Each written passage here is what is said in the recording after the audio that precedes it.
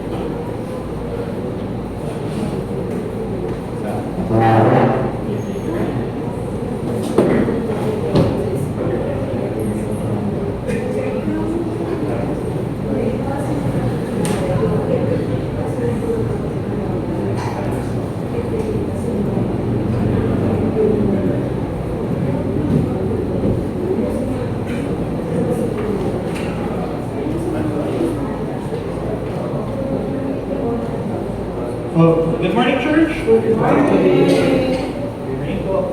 Sige po, usapan po natin yung ating mga Bibles.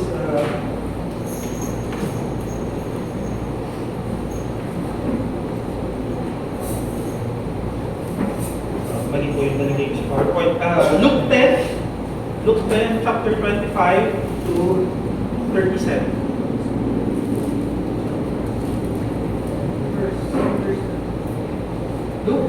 Luke chapter 10, verses 25 to 57. Tayo po lahat dito ngayon. Bigyan po natin. Sinabi po dito, behold, a lawyer stood up to him to put the test, saying, Teacher, what shall I do to inherit life? He said to him, what is written in the law? How do you read it? And he answered, you shall love the Lord your God with all your heart and with all your soul and with all your strength and with all your mind, and your neighbor as yourself. He said to him, you have answered correctly. Do this and you will live. But he, desiring to justify himself, said to Jesus, and who is my neighbor?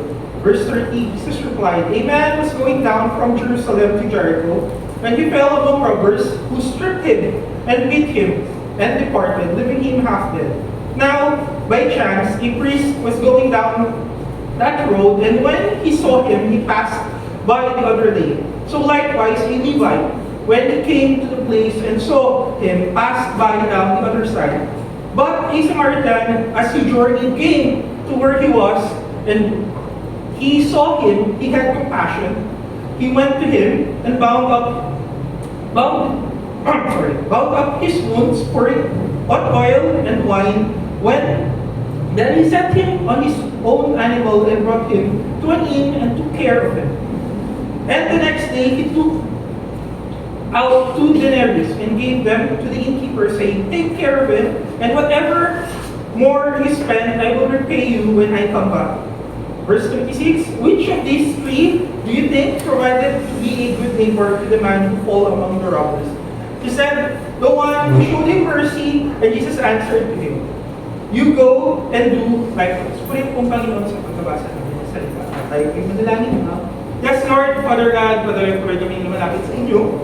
Ngayong umaga, Lord God, Lord, I continue, Lord, to ask for your wisdom, Lord God, for your knowledge, that may continue, Lord, guide us, Lord God, sa aming puloy pag-aaral na yung puloy salita. O puloy kayo naman po, Lord. Mga salita nyo naman po, Lord, na magmutaw sa aming puloy pag-aaral, Lord God.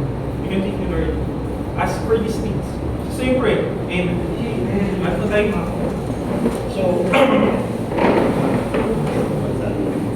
kumusta po tayo ngayong araw na ito?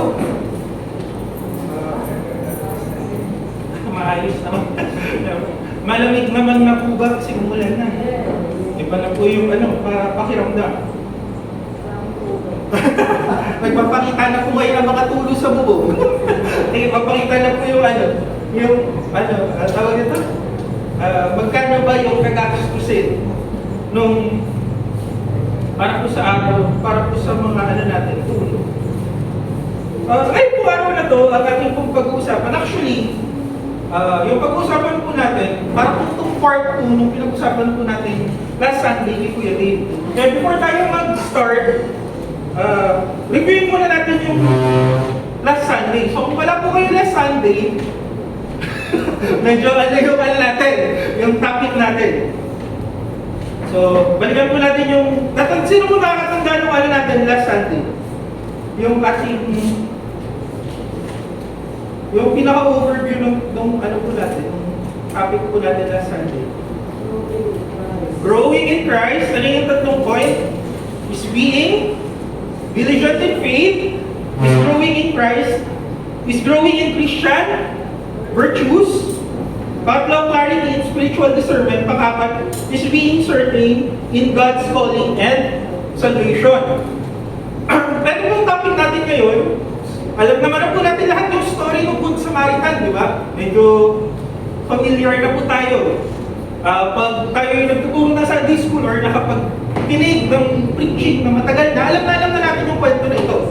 But, before ko po itagal ko topic na ito, I need to tell you one thing po about sa sa story ng Good Samaritan.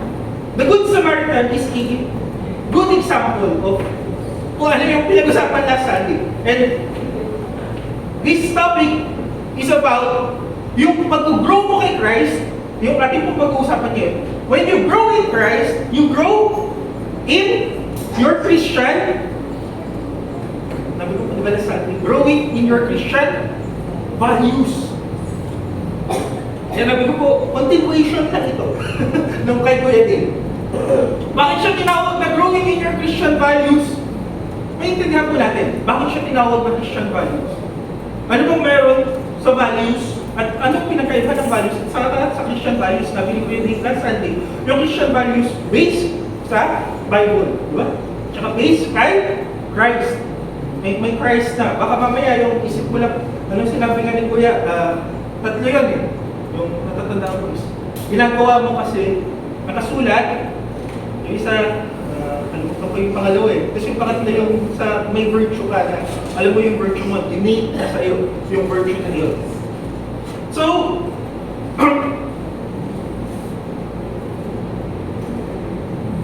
this topic is, kasi nga po, paulit-ulit na natin siyang naririnig sa pangbatang turo, kinukulayan, naririnig sa preaching. Minsan po, nakakalimutan na natin, ano bang ibig sabihin to be a good neighbor? Diba? What does it mean to be a good neighbor? And ano ba yung mga bagay na kailangan mong ibigay for you to be a good neighbor? Nung tinanong to kay Jesus Christ, meron siyang first na pinag-usapan. Meron first question eh. Before niya sagutin before niya ibigay yung parable. Diba? Ano yung first question ng lawyer? Question ko ng lawyer, sabi niya, Teacher, what shall I do to inherit eternal life?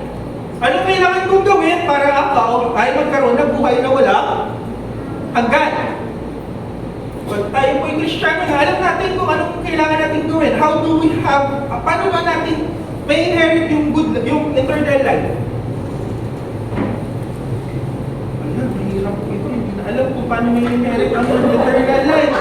Balik po ba tayo ng 101? Bakit kailangan mong accept si Jesus Christ? Bakit kailangan mo wala ng sanctification? Di ba sinabi dito ni Jesus Christ, sabi niya, what is written in the law? How do you read it? So, sinabi yung law yung sinabi, sabi niya, you have answered correctly, do this and you will live. So, kailangan mo daw gawin yung batas. But the problem is, anong sinabi? Walang makakagawa ng law. So, lahat ay nag-fall sa law. So, may maki-inherit ng eternal life pamamagitan ng law? Wala. So, what is important? So, paano ngayon tayo maki-inherit? Si Jesus Christ, yung nag-complete, no? Ano kinumplete ni Jesus Christ? Yung law. Kinumplete niya yung law. Nung namatay siya, nakomplete yung law na wala siyang kasalanan na ginawa. Kaya nung nakomplete yung law, tayo yung naging beneficiaries. Anong tawag sa atin? Beneficiary.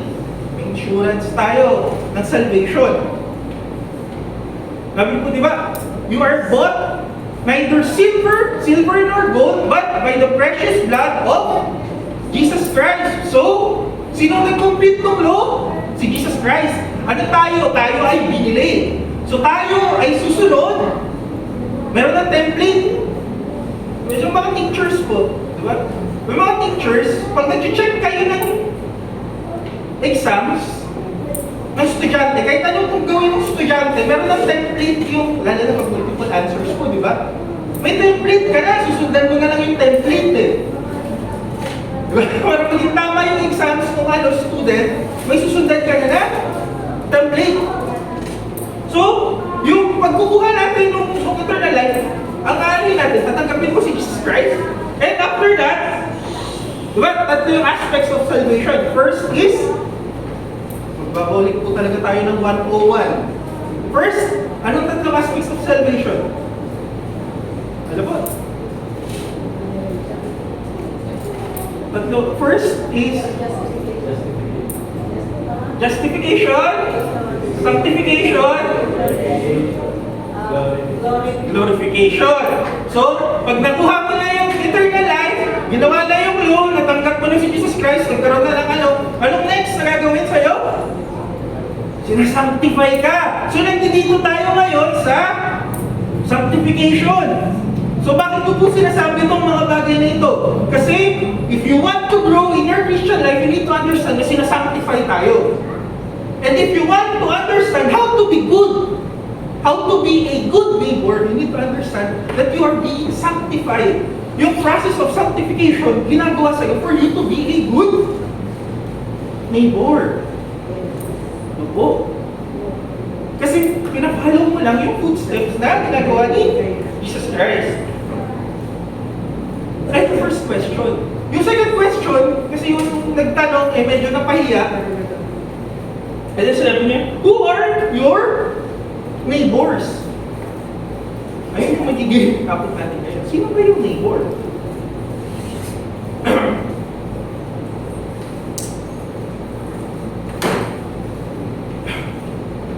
As the story goes, meron isang lalaki na huwag na po natin ko yung lalaki, may isang tao para gender neutral, baka mamaya may magkasipalutan po dito eh. May isang tao na inatake at siya'y mamamatay na. Siya'y ninakawan, siya'y sinugatan, at siya'y mamamatay. Diba? Ayan po yung story.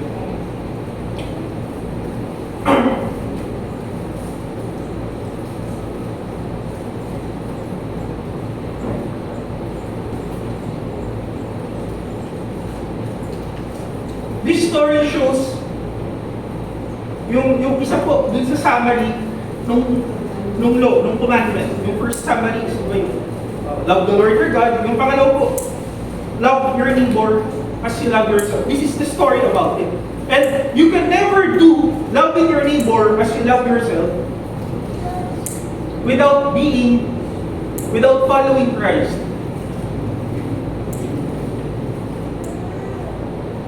May study na ginawa. Yung study ko is about sa mga nagka-climb ng bundok sa Everest. Hindi ko matandaan kung peak ba siya or one of the matataas na point ng Everest. And the study that happened is that tinignan nila yung mga tao na umakyat ng bundok na yun. And when they climb, habang sila umakyat, humihina yung oxygen. Pag tumataas ka kasi, pag tumataas yung altitude, nawawalan na oxygen. So pag may mga tao na nakikita nila na nahihirapan yung oxygen, yung mga kasama po na naakyat, may mga oxygen tank sila. Alam niyo po yung first na ginagawa nila, pag nakikita nila na yung isang tao yung nahihirapan ng huminga, kinakapitan nila yung kanilang oxygen tank. Niyayakap nila yung oxygen tank nila. As if, na yung taong nawawala ng hininga, pag humingi siya ng malalim, uubusan ng oxygen mo. Kumahawa. It is natural for a man to love himself other than other people. It is natural for us to think about of ourselves first more than other people. Naniniwala po ba tayo dito? That's why, ito pong topic na ito is about your growth in your Christian values, in your growth in your Christian virtues. Kasi kung hindi po tayo nag-grow in our Christian virtues, ang parating mo lang makikita ay ang iyo, me, myself, and I. Nahihirapan ako.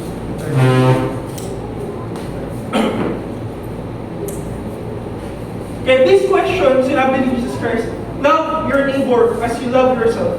I know every one of us, may mga tao po na hindi nila kayang mahalin yung kanilang sarili. Alam ko po yun. Pero alam ko naman po, ngayon sa panahon na po, maraming tao na nagmamahal sa kanilang sarili. Who loves themselves. Sino yung mahal mo yung kanyang sarili? Kung gano'n mo kamahal yung iyong sarili, gano'n mo dapat mahalin yung iyo, kapwa. Ayun ang sinasabi dito. let's go dun sa story po natin, at hindi po sa ating point. When you love yourself as you love your neighbor, meron, yung story, yung parable, may tatlong point na ginawa yung Samaritan for him to push through dun sa pagtulong niya dun sa tao niya.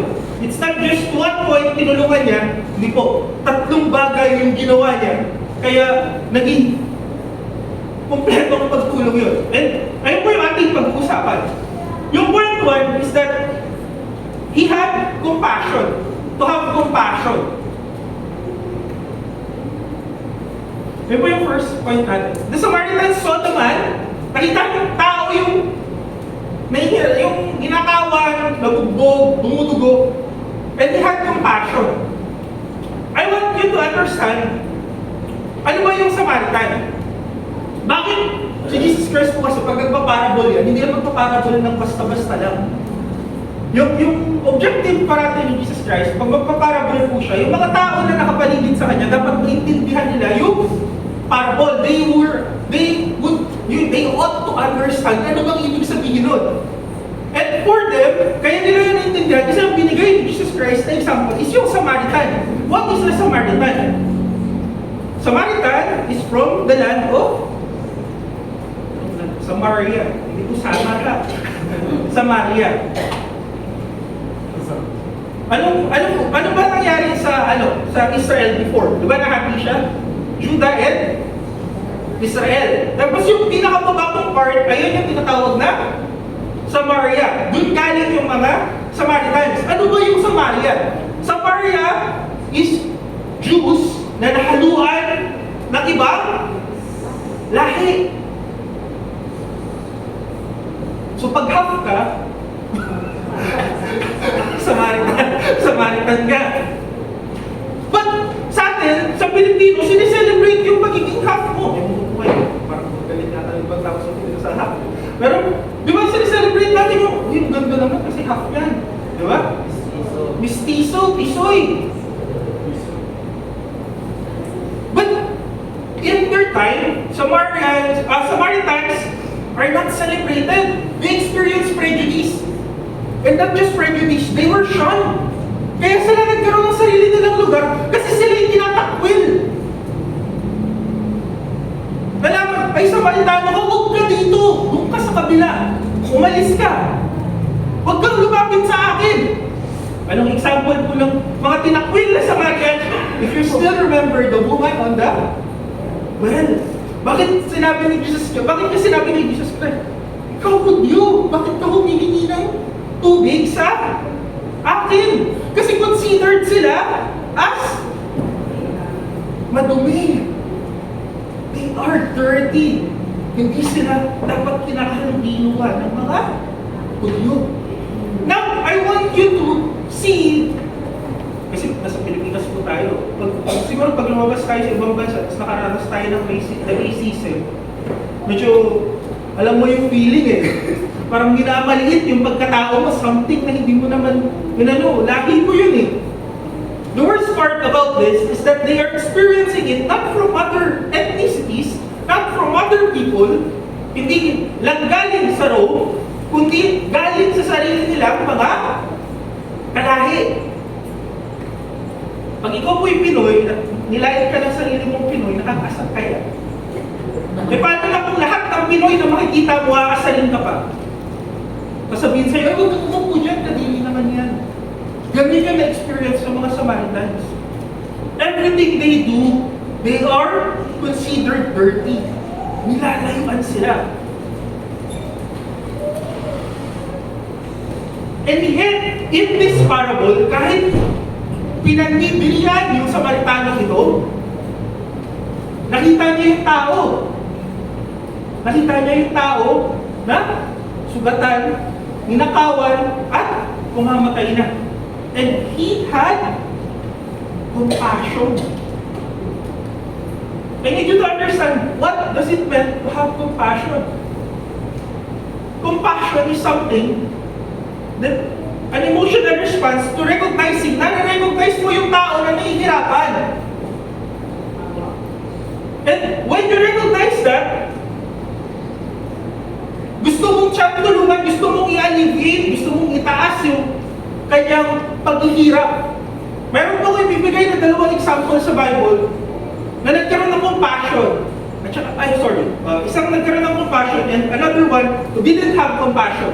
The first is Nehemiah. When Nehemiah talked to the people of Israel, nung sila inatake, may pag-usap siya, pagkakausap niya, sinabi ng mga tao sa kanya, nasira yung pader ng Israel, ay ng Jerusalem, at kami ngayon ay inaatake. And when Nehemiah heard it, he had compassion. Nagkaroon siya ng compassion sa kanyang puso. And when he had compassion, he prayed. And when he prayed, he left. Iniwanan niya yung kanyang trabaho as a king cupbearer, and he went to build the wall. That is the power of compassion. It would move you to do something na hindi mo kayang gawin. So, kailangan mo magkaroon ng compassion bago ka makagawa. Bakit? Kasi kung wala kang compassion, may natin pag-usapan. Part na po. Pero it's important to have compassion because it's the thing that moves you.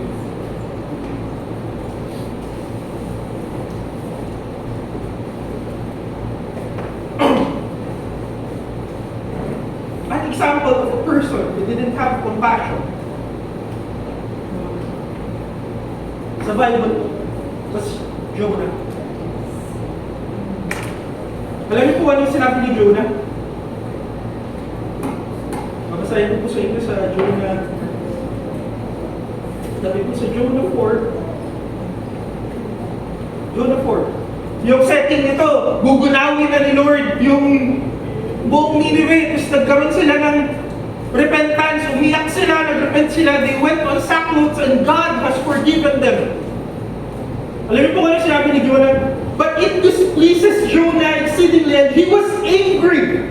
He prayed to the Lord and said, "Oh Lord, is not this what I said when I was yet in my country? That is why I have haste to flee to Tarshish.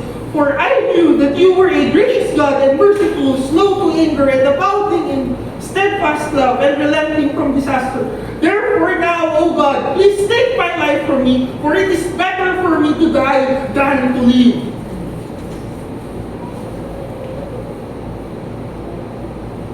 A person who does not have compassion is like Jonah. Anong meron sa Nineveh? Nineveh attacked Israel over and over and over again. Kalaban nila to. And yet God has found in His heart to be compassionate with these people and accepted their repentance. Kung sila'y nahingi nung repentance, tinanggap ng Panginoon. At nung tinanggap ng Panginoon, ano sinabi ni Jonah? Kaya nga ayokong pumunta dito eh. Mas gusto ko pang mamatay kaysa sa ginawa mo. I need you to understand how hard that life is. Genocide yung gagawin ng Panginoon. He would kill buong nasyon ng Nineveh. Walang matitira. Nangyari kay Sodom at Gomorrah. And ayun yung gustong mangyari din. Jonah, kaya siya pumunta lang. Tarshish, kasi wala siyang compassion. He didn't find it in his heart to be compassionate with his people. And when God forgave them, ang sinabi niya, mas mabuti pang mamatay ako. This is the question. To be a good neighbor. Hot topic pa rin yung politics natin, no? I want to ask you, dahil sa mga taxpayers, pag may politiko, na nangyari ito, at ikaw yung makakita, would you be compassionate enough to help this?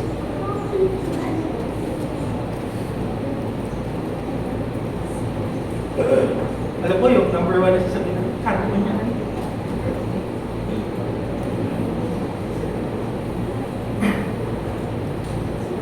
in this story, malamang sa malamang ang nakita nung, hindi kasi sinabi ni Jesus Christ kung anong lagi ng tao ko. But I need you to understand kung anong prejudice na naranasan ng mga Samaritano sa sarili nilang lahi. By the time nung taong rogue sa kanila, ganun rin yung prejudice na nararanasan nila. He does not have the right, he can babayaan niya yung taong mo. Hindi naman alam kung Samaritano ba or kanila. He could not have compassion. But the compassion that God was telling us, hindi lang sa tao ng mga mahal mo sa buhay. Kaya nga, nameless, ethnicityless.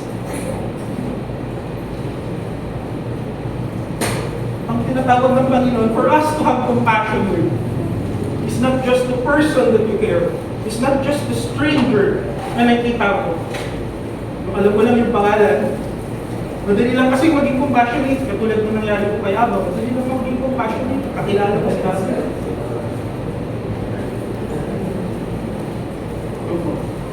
Madali lang maging compassionate sa mga tao na mahal ko, mga churchmates ko. Paano po, pag mga tao na nasa labas, madali lang tumulong sa tao na nasilahan ng gulong. You can do that, you can be compassionate with that. But the real test is, when the person that you hate needs that compassion, can you give it to them? Sinabi ko po, di ba? You need, before this time, kailangan natin mo. Ano ni? Kuya Dave, preaching that lesson. It is in your Christian group, in your Christian value, to grow in love, to be compassionate to those people who does not deserve it. Nabuhay po tayo sa Pilipinas, alam natin na maraming tao na hindi ko na kailangan maging compassionate para dito. But do we extend our compassion to those people? Do we pray for those people when we became angry? Or do we just, mamatay na yan o mamatay na? Lahat ng buhay niya malunod na lang sa bahay. What God, babalikan ko po it is for us to grow in our Christian life, in our Christian virtues. Parang natin ito pagkakas.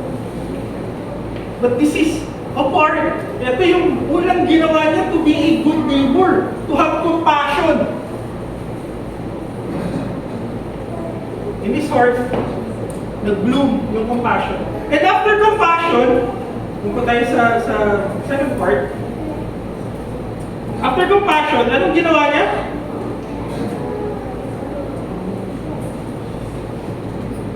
Sabi niya, do not change lanes. Huwag kang lumipat ng daan. Bakit ko po sinabi lang do not change lanes? The first two, anong ginawa nila? Lumipat sila ng daan. The priests and the Levites, they changed lanes. Umiwas sila dun sa tao. Pero yung tao nagkaroon ng compassion, hindi lang niya sinabi, nakakawa ko dyan, kawawa.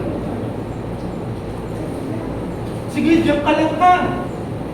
Hindi niya sinabi yun. What did he do?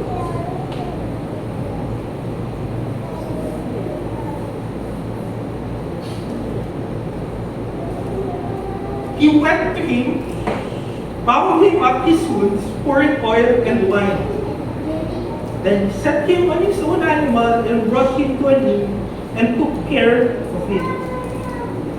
Naging intentional siya sa pagtulong. He went out of his way to help the man. First is for you to have a compassion.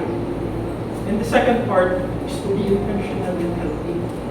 Sasadyain mo na ikaw ay tutulong.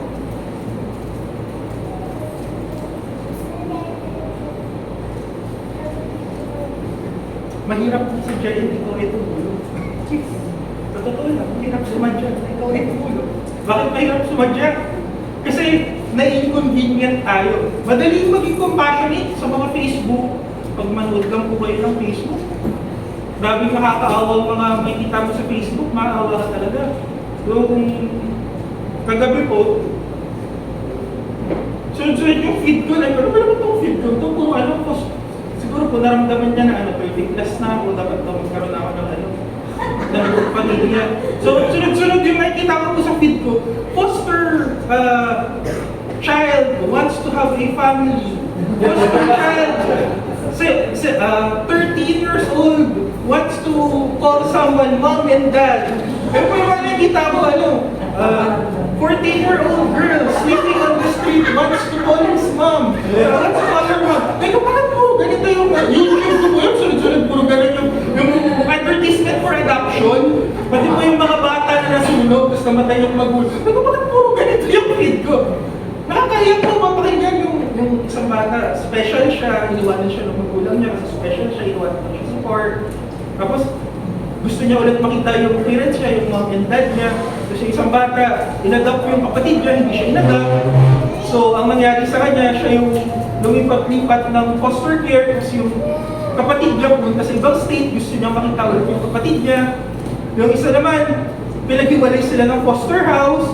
So, ginagawa niya, matakas siya ng foster house niya para makasama niya yung kapatid niya, nananawagan siya na madali lang maging compassionate, tataiyak yung mga ganong klaseng kwento. But to take action is a very different story. Hindi po ako pwedeng magsabi, ay gusto kong i-adopt yung batang ko.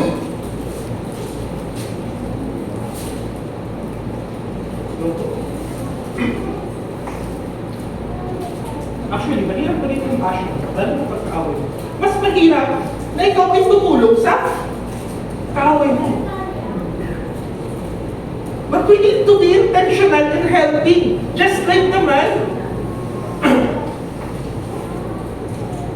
sabi po sa Proverbs 3:27 to 28, alam niyo po yung verse ko na ito. Do not withhold good from those who is due when it is in your power to act. Do not say to your neighbor, come back tomorrow, I'll give it to you later. When you have it already with you. Kung sinabi, kung ikaw ay may kakayanang tumulong, ikaw ay tumulong. If it's in your power to act, do it. Gawin mo. I want you to tell you, I want to say na bakit important na magkakonect yung compassion at saka yung intentionally helping other people. It's easy to help actually. Madali lang tumulong. Ang isang example natin sa pagtulong, pag ikaw po'y nagbigay ng 50 pesos sa nanlilibos, sabihin mo, tinutulungan ko lang yun ah. Dali lang magbigay. But intentionally helping, alam niyo po bang ibig sabihin ng intentionally helping? You would go out of your way just to help someone. Hindi mo lang siya bibigyan ng 50 pesos, alamin mo, ay, bakit ka nandito sa kalsada? Bakit ka nanlilimos? Anong problema? May iba pa ba akong maitutulong sa iyo? You are giving your time and your life to this person na nangangailangan kaya kailangan mo ng compassion. Kasi kung walang compassion, madali lang magbigay. Kung ako'y mayaman, magbibigay ako ng 100,000 piso. Wala naman ako pera. Yun ang bigas sa parasite eh. It's very easy to be good when you are rich. Kasi meron ka eh, you're abundant. But this is not what this passage is telling you. It is telling you to go out your way. To extend yung help na binibigay mo. Hindi lang yung surface level of helping. Anong ginawa niya? He bound out his wounds. I need you to imagine that travel tayo noong unang panahon. Sino po dito mahilig mag-travel? Mag-walking. Walking. Walking po, di ba mahilig tayo mag-walking? Ang travel time po noong unang panahon, walang kalsada. Actually may road pala no, na ginawa ang road. Meron bang road silang ginawa kaya all roads go to Rome. Pero yung travel kasi nila, hindi yung katulad ng travel natin. Malinaw. May mabubutan niya sa sari-sari store. Kaya sila nagdadala ng mga bagay na ganito. Kasi sa road, hindi mo alam kung Ikaw mauuhaw sa kaiinom. What he did to this man, he lost something. Yung bandage niya, yung oil niya, and yung wine niya are things that are essential for him. Bakit ko sinabing essential sa kanya? Noong unang panahon, wala po silang clean water. This is important. Ang iniinom nila, hindi water na filtered na katulad ng iniinom natin. They would drink wine. Kaya 1% yung wine sa kanila. Diba yung traveling wine nila? Ayun yung kinoconsider nila as water. So kung nag-dehydrate siya, wala na siya maiinom. Kasi binigay niya dun sa tao na kanyang tinulungan. That's intentional helping. You would go out of your way. It would cost you. Hindi lang pera. It would cost you your time and your life. You would extend your arms just to put someone on your animal. Hindi lang, tandaan niyo po hindi lang lakas niya, hindi lang oras niya, hindi lang gamit niya, pati sarili niya, mga personal na livestocks niya, mga nasa loob ng household niya, naapektuhan para siya lang ay makatulong dito sa taong ito. That's intentional helping. Kaya sinasabi, you cannot help without compassion. Kasi kung ikaw ay tutulong na walang compassion, bibigyan mo lang siya, okay na, tapos na. Extend. Yung extension mo ay talagang extension. You would go out of your way just to help someone.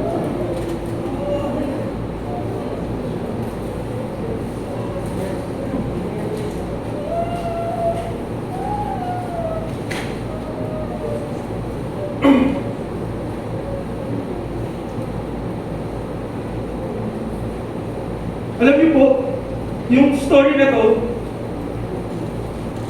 pag nababasa ko to, it reminds me of one thing. Alam niyo po, anong nare-remind niya sa akin? Yung comment parating in the present. Bakit po parating yung nare-remind mo? Kasi pag bukas tinulungan ng tao to, ng Samaritan yung tao, dun sa kalsada, sasabihin niya, ay, patawag lang ako ng emergency ha? Pagkabalik niya, patay na yung tawag ko. Hindi mo alam kung ano na nangyari sa tao. When God sends someone to you for you to help them, kaya kanya nilagay sa posisyon na ito. Kasi ngayon, oras na ito, kailangan ng tao yung tulong. Hindi bukas, hindi sa susunod na araw, lalo naman hindi sa kahapon. Ngayon kaya kailangan yung tulong. Kaya nilagay ni Lord yung taong na ito sa iyo. Sinabi ko natin kanina, tayo ay bibili na. Yung law, sinong nag-ano ng law? Si Jesus Christ. So meron tayo, pinapalaw na. Format kay Jesus Christ. Kaya pinapalaw na si Jesus Christ. He's telling you, today mo gawin yung tulong, not tomorrow. Kasi tomorrow might be too late.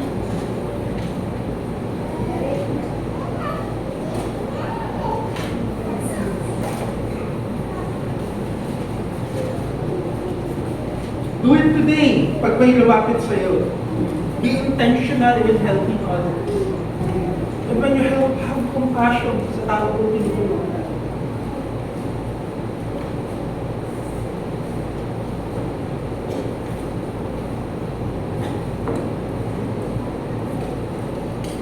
Meron tayo, yung sinabi ko kanina, meron kang format sinusunod. Jesus Christ na format. And when Jesus Christ help, pag susundin mo talaga yung format niya, Jesus Christ hindi lang isang aspect yung in-help niya. Kung isang rules. Tawag ko ba? Kasi dulo ko nagpila. Sa isip ko ba executive check-up? yung ginagawa ni Jesus Christ, kasi di ba, nung tinulungan niya yung Samaritan woman, hindi lang yung binigyan ng tubig yung Samaritan woman. He addresses the problem of that woman. Ano bang problem niya? Nahihiya siya kasi marami siyang asawa. Feeling niya napakamakasalanan niya. And from that, in-address ni Jesus Christ isa-isa. Nung nakausap niya si nawala ko yung nasa puno. Zacchaeus. Nung nakausap niya si Zacchaeus, sabi niya, di ba, doon ako sa loob ng bahay mo. Magdadayin tayo. Zacchaeus had a change of heart nung nakausap niya si Jesus Christ. And when Jesus Christ reached out to him, yung change of heart ni Zacchaeus, dire-diretso. Yung na-possess ng baboy, ay yung na-possess ng legions, at yung spirito pinalay si Jesus Christ pumunta sa mga baboy. Pagkabalik nila na nangyari dun sa na-possess na baboy, sorry. Na-possess, tapos pagkabalik nila na nangyari sa kanya, siya ay malinis na. Jesus Christ, whenever He helps someone, it's to listen. Hindi lang some heart, buo. He's very intentional in helping. Kaya kung sinabi ko ulit, to be a good neighbor, you need to grow in your Christian values. Because it is very hard to do these things kung hindi tayo nag-grow. So be intentional, huwag kang umalis. Pag may pumatok sa bahay mo, sabi, Kurt, nandiyan ka ba? Huwag mong sabihin na, wala pa ako dito. Do not be like the Levites and the priests. Do not change your lane. May dahilan ang Panginoon kung bakit ka nilagay sa moment na yan. Dahil alam ni Lord, ito ang makatulog para sa tao ito.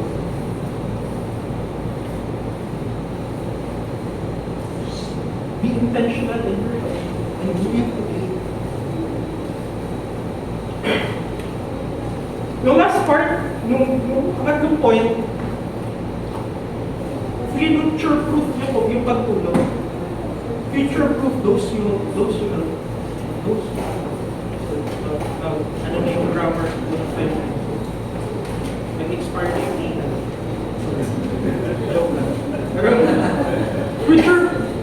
Future-proof na yung help nyo. What do you need? May future-proof in your life.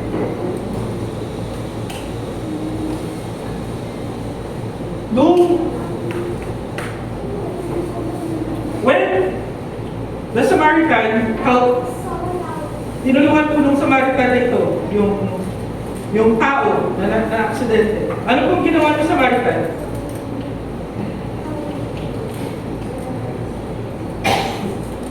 Sinabi na lang po ba niya, ay, okay ka na. Nalagay naman natin sa ine. Nung sinabi mo niya, the next day, he took out 2 denarii and gave them to the innkeeper, saying, take care of him, and whatever more you spend, I will repay you when I come back.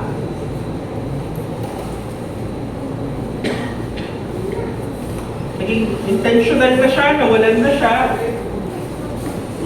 Pinuture-proof pa niya yung tao ito. Sinigurado pa niya na yung tao ay nasa tamang kalagayan. Kaya po sinasabi ko, you cannot do this help without compassion. You can never be a good neighbor without compassion. Anong ibig sabihin ng future help? Sino po dito mga natulungan natin na binalikan natin at tulong sa ulit natin? Sino dito yung tinulungan mo na hindi mo lang sinabi, ay natulungan na kita.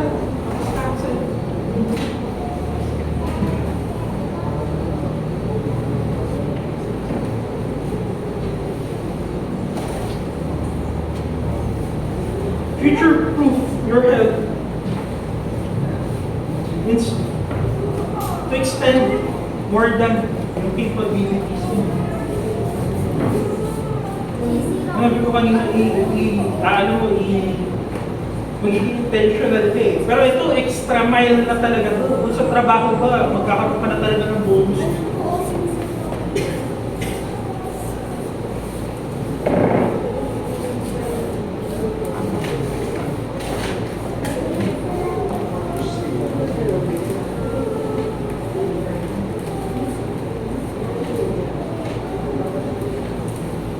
future-proofing your health.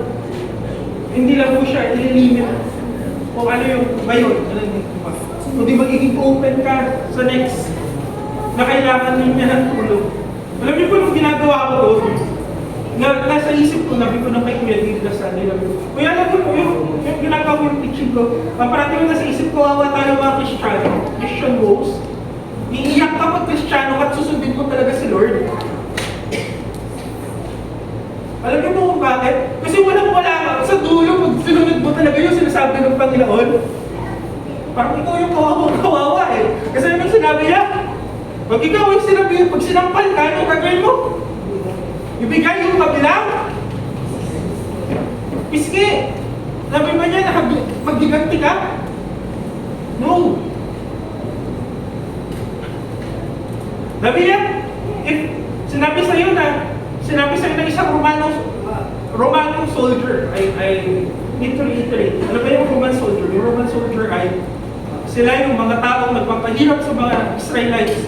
Hindi naman nila pinahirapan. Tawag ito, sinakop nila yung Israel. Mananakop sila. So, pag sinabi sa'yo na gawin mo to, pag-ipit yun, babot. Lakarin mo ng 1 mile, laban ni Jesus Christ, carry it 2 miles. And here, ano sinabi? Kung ano yung itinulong mo, kung ano yung tinulong mo na lahat, kung may kulang pa, siya yung magbabayad. So kung ganun ka rin, ganun rin dapat tayo tumulong. So kung ano na yung binigay mo, magbibigay ka pa ulit. So you are always ready to help that person. You are always ready to extend that help. That's why, sinasabi dito, you need to future-proof your health. Para di ka ma-open sa pagtulong sa kanya. And it's very exhausting. I tell you, it's very, very exhausting.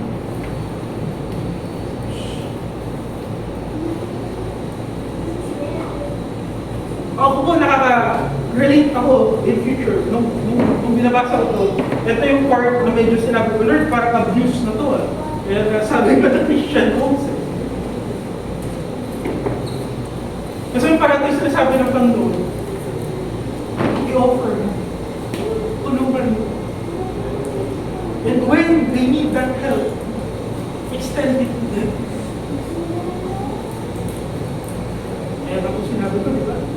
Hindi natin kaya itong gawin if you don't have growth in Christianity and you do not have growth in your Christian battle. I would go back to the first part. Love your neighbor as you love yourself. Sino dito nag-iisip para sa future nila? Sino dito mga nag-iisip para sa future nila? Alam ko marami tayong nag-iisip about our future. Kasi gano'n natin, we love ourselves. We want, may nakaisip ba dito na, ay pagka tumanda na ako, sa mga kaedad ko, sorry. Nakasatawa na kay Marlon. Pero di ba sa mga kaedad ko, wala naman nagsasabi na, pag tumanda ako, gusto yung ano ko medyo sira-sira yung buhay ko. That's why every one of us wants to work hard kasi gusto natin magkaroon sa sarili. Bye! That's how we know na love natin yung sarili natin. So kasi edad po ni Mama, sa isip nila gusto pa nilang maging malakas, gusto pa nilang magkaroon ng lakas para sa mga apo nila, sa mga, that's how we think of ourselves. But when you say, love your neighbor as you love yourself, ganun mo rin dapat mahalin yung neighbor mo so yun yung masunod. Hirap naman nun. You are ready to extend help for those who need. Kasi sinabi ko, mahirap itong gawin.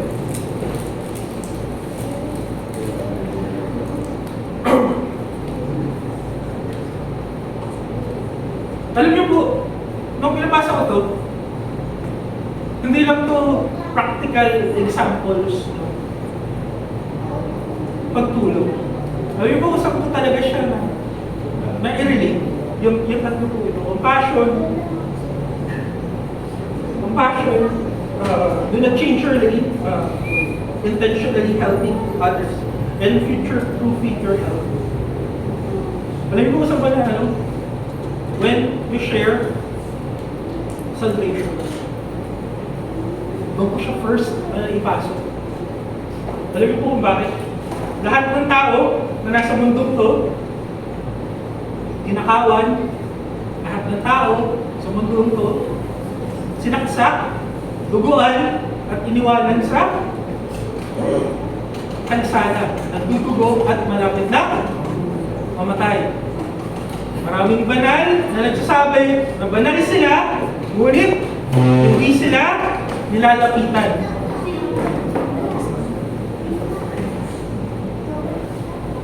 The question, ikaw, may sinabi, tinanggap mo sa Jesucristo sa iyong buhay. Gagayahin mo ba yung Samaritano? Tandaan po natin, sinabi ni Jesus Christ din sa pinakadulo. Yung tanong niya, sabi po niya dito, which of these three do you think proved to be a neighbor to the man who fell among the robbers? He said, the one who showed mercy to you. And Jesus said to him, you go and do likewise. You go and do likewise. Gawin mo kung anong ginawa nung Samaritanong ito sa parable. That is his commandment. Oh, ano to? So, parang ang hirap kasing sabihin na commandment niya to eh. Kasi pag sinabi mo commandment, kailangan natin gawin. But we are ought to do this. Kasi ito yung gusto niya sa ating gawin. And ganoon rin dapat tayo sa pag-share ng salita ng Panginoon. You have to have compassion when you share salvation to other people. You have to be intentional when you share the gospel. You have to future-proof the people whom you share the word of God to.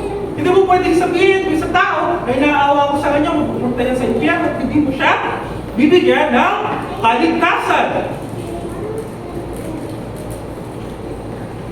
Pag naawa ka sa kanya, kailangan mo siya sharean.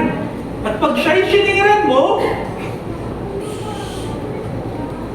hindi mo pwedeng sabihin na, ayoko niya, mabago ka.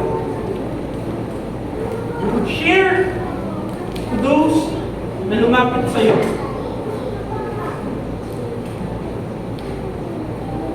Share mo. And you need to be intentional in sharing. Anong ibig sabihin ng intentional in sharing? Kahit ayaw niya sa'yo, lumapit ka. Kasi, alam mo na siya, ay nasa kapahamakan. At wala na. Tomorrow might not be the day that you would see each other. Baka hindi mo na siya makita bukas.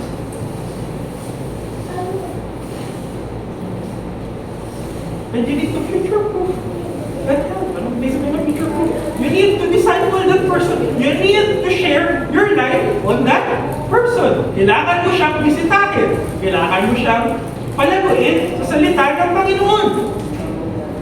Diba? This parable covers two things. Physicality, sa physical na katawan, sa tao na nagugutom, kailangan mong bigyan ng tulong. Pangalawa, spiritual na pangangailangan. Ito-cover ko ng parable nito. Sino pinapalo natin ulit? Si Jesus. At si Jesus, pag siya'y nagpapagaling, anong ginagawa niya po sa pagpapagaling niya? Executive check-up. Holistic. It doesn't just heal you physically, it also heal you spiritually. And that is our yun na po yung ating trabaho ngayon. Kasi bakit? Ano sinabi natin kanina? He has bought you with a price. Bibili ka na. So, ikaw na yung ano sinabi niya? You are mine. Hindi na po natin alam kung anong mga personalidad natin. Baka mamaya, wala naman po tayong multiple personalities, ha? You are now witness tayo nung ginawa ni Jesus Christ. Kaya dapat i-share rin natin yung witness nito. Ikaw yung ambassador. Kaya ikaw ay magiging intentional sa pagtulong. Alam niyo po, kami sa akin naman, huwag ka daw i-share. Pero, nung sa akin, hindi ko siya makalimutan. This week lang siya nangyari, nakita pa ulit ikaw. Pero kami aso, we have one dog. Malapit po sa akin yung mga aso kasi nung bata ako, story time. Nung bata po ako, parang ako nabubuli. So nung nabubuli ako, wala akong, yung mga friends ko rin, si Ete, si Ete po, ano rin yun, kung kakilala niyo po si Ete. So, iba po kasi yung ano, kahit sa church, iba rin yung relationship ko. So, very close ako nun sa alaga ng mga aso. So, nagkaroon ako ng bond sa mga dogs. And I really like dogs. So, ngayon po, nagkaroon ako ng aso. Yung aso yun, 8, magna 9 years old ako. Tapos, ngayon, sinabi ko sa sarili ko, kasi nasa kabila na po kami, hindi siya na-train sa loob ng bahay, nasa labas lang siya parate, so hindi siya pwedeng ilagay sa bahay namin kasi hindi siya tulad ni Ria, kasi Ria na-train siya, pwede siya tumali sa labas, hindi siya sa labas. Yung aso yun, kung saan siya matripan niya tumali, kung saan niya matripan na umihi, dun lang siya aalo. So wala siyang training. So hindi ko siya pwedeng ilagay sa loob ng bahay. Kasi hindi naman po sa amin yung bahay. So parating ko sinasabi, magpapatayo ko ng gate para makuha na kita. Ngayon yung parating ko po sinasabi. Magpapatayo ko ng gate para makuha kita. So ayun yung parating ko objective. 2 weeks ago, nagkaroon ng sakit yung aso. Hindi na siya makalakad.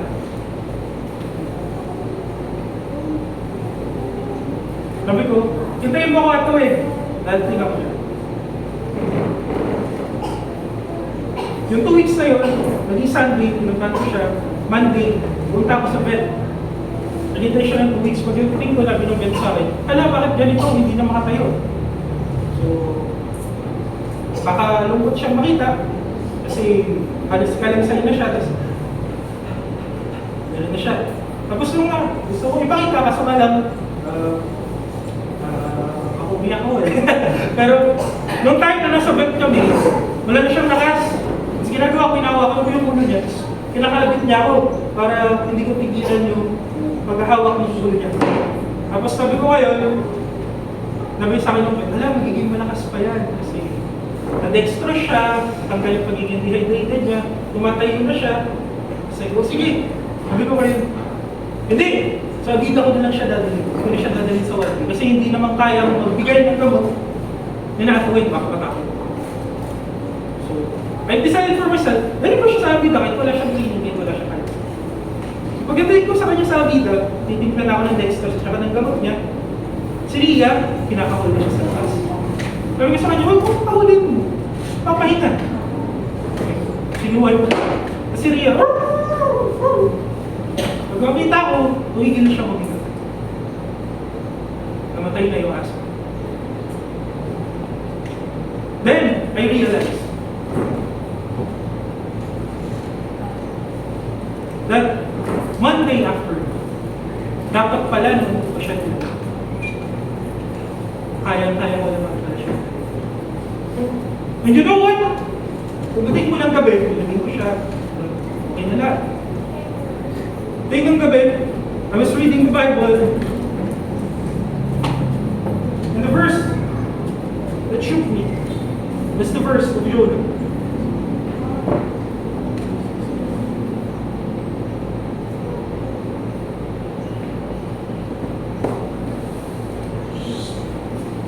Chapter 5, verse 4. Verse 4.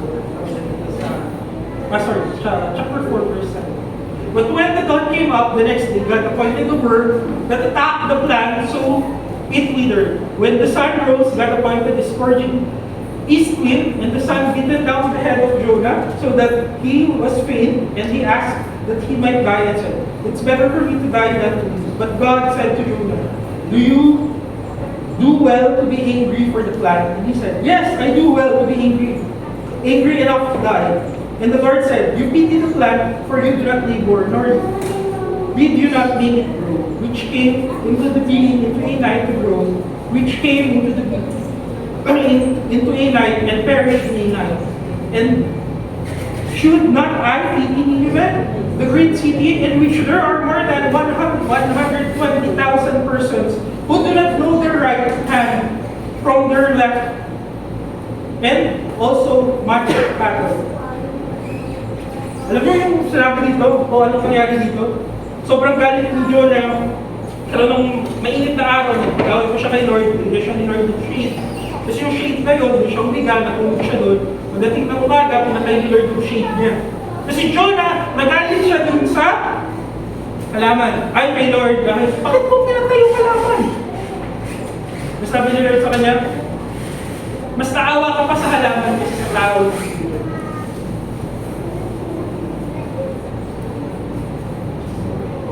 It was a very rude awakening for me.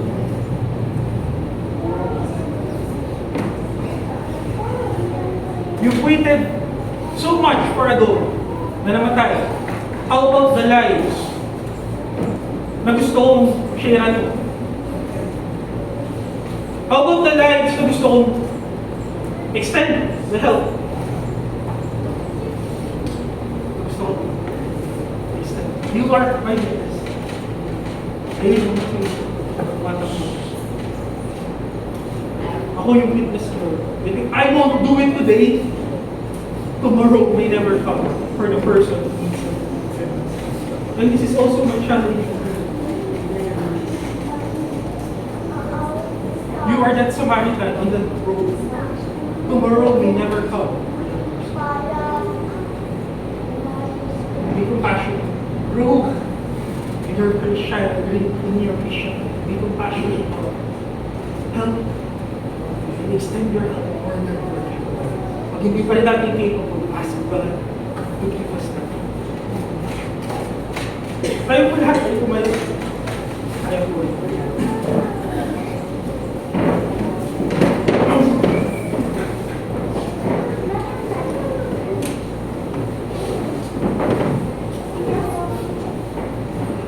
Yes, Lord.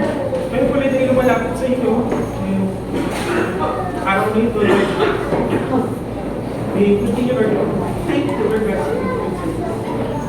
Lord, ngayon pong araw, Lord, dahil dito, tulungan niyo po, Lord, kami. Kayo pala ay maging isang po, Lord, good neighbor, Lord God, to the people na nasa paligid po, Lord, namin. Na ipahita po, Lord, namin how to be yung Kristiyano, Lord God, na neighbor po, Lord, para sa kanila. Na maipakita po, Lord, namin yung allegiance po, Lord, na nila po, Lord, buhay. Lord, continue, Lord, to use us, Lord. Kung kami man po, Lord, ay paminsan-minsan, matigas, ang puso. Kaya po, Lord, palambutin niyo po, Lord, ito. Na hindi lang po, Lord, kami maging learners of the Lord. But for us, Lord God, to be followers of you, Lord God.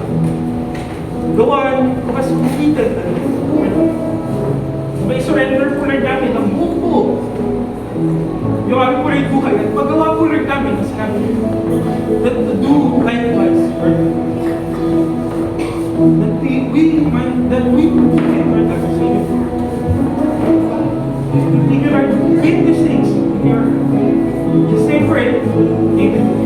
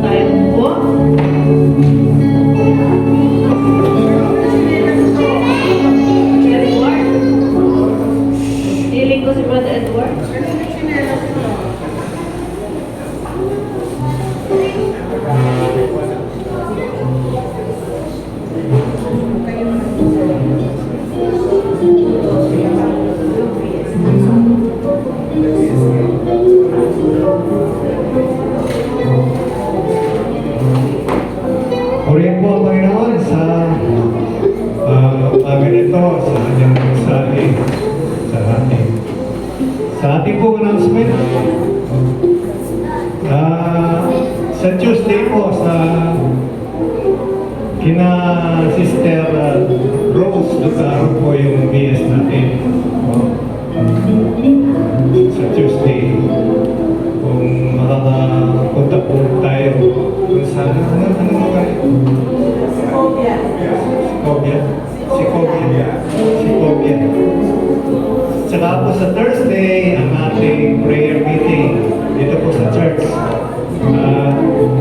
Yung prayer and fasting every Friday. Kaya mag-join po kayo sa prayer and fasting. 24 hours po ito. Nag-i-start po ito ng alas 7 ng umaga. Sa 7 o'clock ng Friday up to the next day. Kung may wala pa po kayong slot doon, so isang oras lang yun na makita niyo naman po doon yung mga prayer natin. Request, prayer, concern, yes. Yun po. Ano ba, meron pa bang meron pa tayong birthday celebration June? O June, wedding? Ayan. Bride, June. Si Jonar, 19, sa 19, ang birthday siya ni Rizal. So, ilang taon na ba si Joe? 36. 36 na. Ama, 1990. So, purihin po ang Panginoon at wala bang ibang announcement? Wala ba tayong outing? Out na. So, sige po, mag-pray din natin si Jordan sa kakanta po ba tayo ng birthday song? Yan ang sabi wala. Happy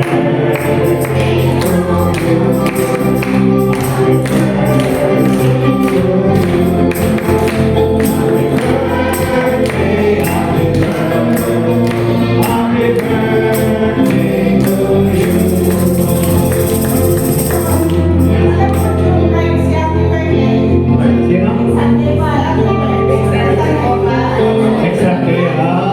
Huwag kang natakbo.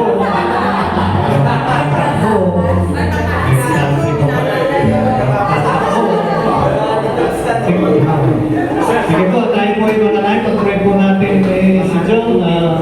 Bagamit wala siya dito. Umaga pa sila ng church. So, 7 o'clock, nandun na sila. So, pray po Panginoon. Salamat po Diyos sa panibagong taon na binigyan mo kay John R. Lord, we pray na gamitin mo po siya mighty for your glory, Panginoon, ang kanyang buhay ay maging good Samaritan din siya, Panginoon, good neighbor, at ganoon din sa bawat isa sa amin, Panginoon. Salamat po sa pagkakataon na binibigyan mo pa sa amin, Panginoon, upang tabi po ay maglingkod sa iyo, Panginoon. Kung sabi mo, naibigin ka namin at ang aming tabi. Panginoon, hindi po namin magagawa ito sa sariling kakayahan, kakasan, kundi sa tulong ng banal na Espiritu. Dahil kung mahirap ang magawa po namin ito, wala po tulong mo, Panginoon. Salamat po sa buhay ninyo at patuloy na i-bless mo po siya at sa bawat isa sa amin, Panginoon. At pinupuri ka namin sa umaga nito sa iyong mensahe sa amin, O Diyos. Patuloy mo kaming palakasin, Panginoon. Patuloy mong bubugin, Panginoon, ang aming mga kahinaan, Panginoon. Tulungan mo po kami, Panginoon, na isuko sa iyo, Panginoon, upang tunay na magamit niyo po kami sa iyong ministeryo, Panginoon. Salamat po, Diyos. Pinupuri ka namin at pinapasalamatan at tinatanghal, Panginoon, sa Sa iyo po ang mataas na papuri at pasalamat sa pangalan ni Jesus. Amen. Amen.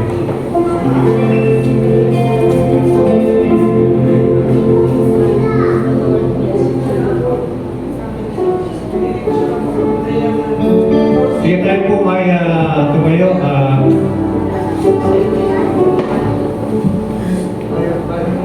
Maraming po salamat o Diyos sa patuloy mong pagbibigay sa amin ng talatasang pinupuri ka namin na Diyos sa mga ganito sa aming pananampahan. We bless your name, O Lord. Patuloy kaming gabayan, Panginoon, na kayo po ang patuloy na mag-iingat sa amin. Kayo po ang tunay makakapag-ingat sa amin, makakapaggabay sa bawat araw. Sa iyo po ang papuri